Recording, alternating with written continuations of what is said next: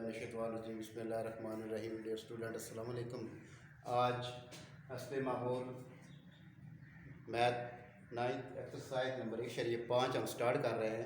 जैसे कि आपको पता है कि इससे पहले हर वीडियो में हर एक क्वेश्चन कराया जा रहा है। इंशाल्लाह इस तरह रूटीन में हम सारा सिलेबस करेंगे, जिसमें आज बारी है 1.5। उसका पहला और दूसरा क्वेश्चन इस वीडियो में होगा। पहले हम पहला सवाल करते हैं, इसके बाद हम दूसरे की तरफ आएंगे। पहला क्वेश्चन क्या है? Find the determinant of the following matrix. Find the determinant of the following matrix. जो नीचे मैट्रिक्स दिए हुए हैं, जो नीचे कॉलम दिए गए हैं, इनके डिटर्मिनेंट्स फाइंड करने हैं।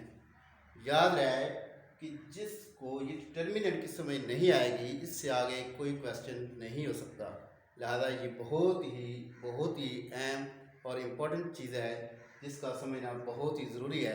अगर इसको आप क्लियर करेंगे तो नेक्स्ट क्वेश्चन आपकी समझ में आएगा, वरना स्टॉप हो जाएगा। पहली बात, ये डिटर्मिनेंट को उर्दू में क्या कहते हैं? इसे मक्ता कहते हैं।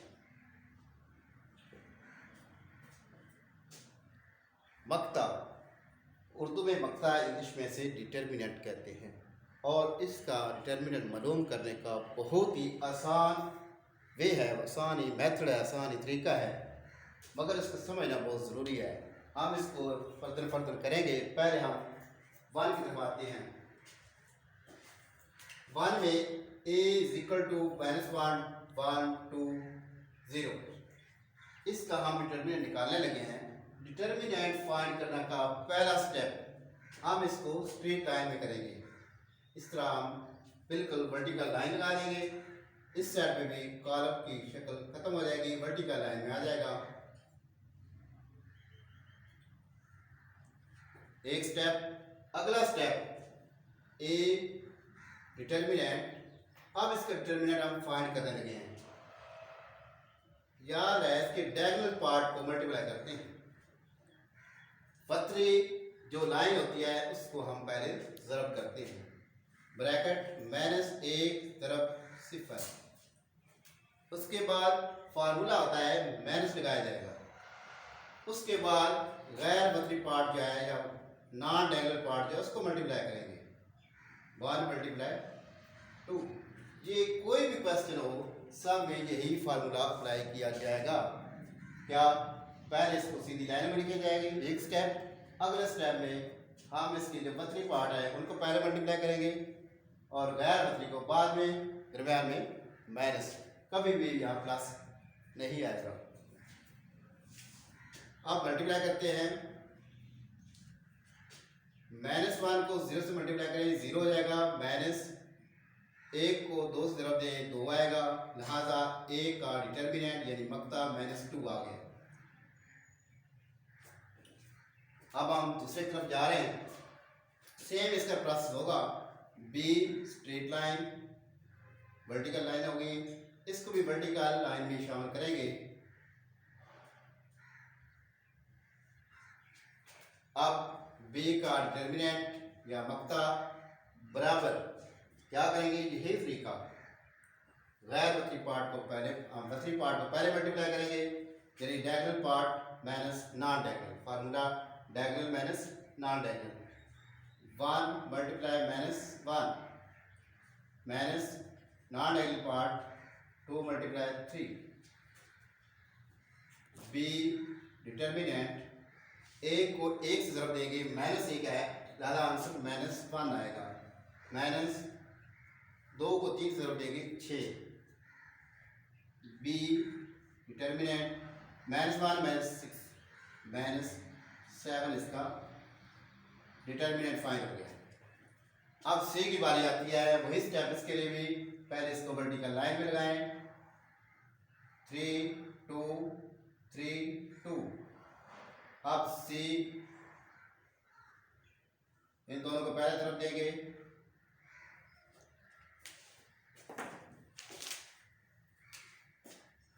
तीन को 2 से ज़रब दें, माइनस इन 3 को 2 से,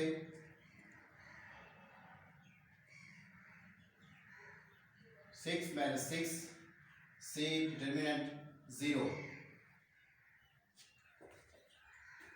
अब हम चलते हैं डी की तरफ। वही स्टेप उसके लिए है, जगह कम होने की वजह से हम नीचे इसको करेंगे। डी बराबर 3 2 1 4। ये स्ट्रेट लाइन, ये स्ट्रेट लाइन। अब डी स्ट्रेट लाइन, अब हल करेंगे इसको। इनको पहले तरफ देंगे 3 ज़रब 4 माइनस इनको बाद में 2 ज़रब 1 डी डिटर्मिनेंट 12 माइनस 2 1 2। लिहाजा डी का डिटर्मिनेंट बराबर होगा 12 में से 2 गए बाकी 10। इस तरह सबके डिटर्मिनेंट फाइंड हो चुके हैं। अब पहला क्वेश्चन कंप्लीट हो चुका है। ए का डिटर्मिनेंट हमने फाइंड किया है, बी का, सी का और डी का यहाँ पे नीचे हमने डिटर्मिनेंट फाइंड किया है। याद है इसके जो सबसे मेन स्टेप है ये दो हैं, फर्स्ट और सेकंड। फर्स्ट क्या है, इसको पहले मॉड की शक्ल में लिखना जरूरी है। अगर इसको मॉड की शक्ल में लिख लिया उसके बाद अगला स्टेप क्या होगा कि पहले डायगोनल पार्ट फिर नॉन डायगोनल। अगर आपको ये बात कंफर्म ना हो तो आप ये भी गैस कर सकते हैं। फर्स्ट क्या ए है, ए बी सी डी, ये इसका पहला, ये दूसरा, ये तीसरा, ये चौथा। तो पहला और आखिरी, पहला और आखिरी 1 और 4 ये मल्टीप्लाई होंगे माइनस दरमियाने 2 मल्टीप्लाई 3। यानी कि अगर आपको इस तरह याद ना रहे कि वक्री कौन से हैं गैर वक्री कौन से हैं, तो आप इसे रखें कि पहला और आखिरी मिलाएंगे, उनको तरफ देंगे, फिर बाद में दरमियान वाले मल्टीप्लाई करेंगे तो आपका आंसर आ जाएगा। उम्मीद करते हैं कि ये समझ आ चुकी होगी। अब हम क्वेश्चन नंबर 2 की तरफ जाते हैं। अब हमारा क्वेश्चन नंबर 2 स्टार्ट होता है। Find which of the following matrices are singular और नॉन सिंगुलर। यानी कि अब इसमें हमने ये देखना है कौन से सिंगुलर हैं और कौन से नॉन सिंगुलर हैं।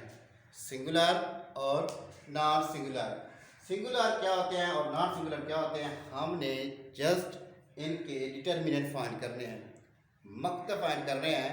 अगर हम इसके मक्ते फाइंड करते हैं, डिटर्मिनेंट मालूम करते हैं, डिटर्मिनेंट मालूम करने के बाद जो रिजल्ट आएगा, अगर हमारा डिटर्मिनेंट 0 आ जाता है तो वो सिंगुलर होंगे। वो क्या होंगे, सिंगुलर होंगे। अगर 0 के अलावा माइनस प्लस में कुछ भी चीज़ आ जाती है तो नॉन सिंगुलर होगी। टेस्ट करते हैं हम, पहले इसका मक्ता लेते हैं। ए जिस तरह पहले क्वेश्चन में भी कराया है, बराबर वही सीधी लाइनें 3 6 2 4। ए डिटर्मिनेंट पहले इसके 1 और 4 को, यानी कि पहले राशि के हिसाब से देखें 3 ज़रब 4 माइनस दरमियान वाले दोनों।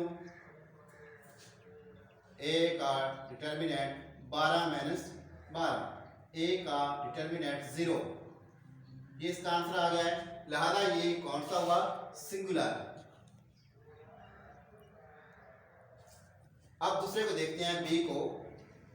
सीधी लाइनें 4 1 3 2। बी इनको आपस में मल्टीप्लाई करेंगे, 4 ज़रब 2 यानी कि वक्री एरिया को मल्टीप्लाई किया, माइनस नॉन वक्री यानी गैर वक्री हिस्सा लिया है 3 ज़रब 1, इनको 8 माइनस 3 बी 5। इसका मक्ता 5 का है, इसका डिटर्मिनेंट 5 है, लिहाजा ये नॉन सिंगुलर है, सिंगुलर। अब आगे इसकी तरफ जाते हैं, इसको चेक करते हैं कि सिंगुलर है नॉन सिंगुलर है। वही इसका भी टेस्ट करेंगे। सी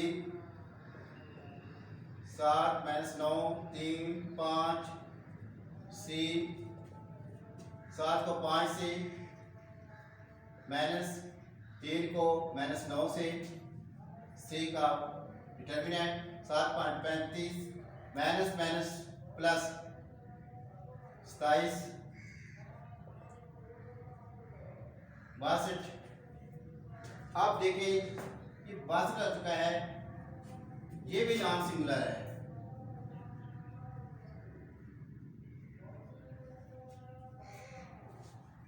इसमें एक सिंगुलर है और दो नॉन सिंगुलर है। अगर किसी का आंसर माइनस पे आ जाए तो तब भी वो नॉन सिंगुलर होगा, अगर प्लस में आया तब भी, माइनस में आया तब भी। जस्ट हमने क्या ढूंढना है कि जिसका मक्ता सिफर हो वो सिंगुलर होगा, जिसका मक्ता सिफर के अलावा प्लस माइनस में कुछ भी हो वो नॉन सिंगुलर। इस तरह 2 क्वेश्चन कंप्लीट होते हैं। उम्मीद करते हैं आपको इन दोनों के कंसेप्ट क्लियर हो चुके हैं। मज़ीद वीडियो के लिए नेक्स्ट हम चलेंगे इंशाअल्लाह।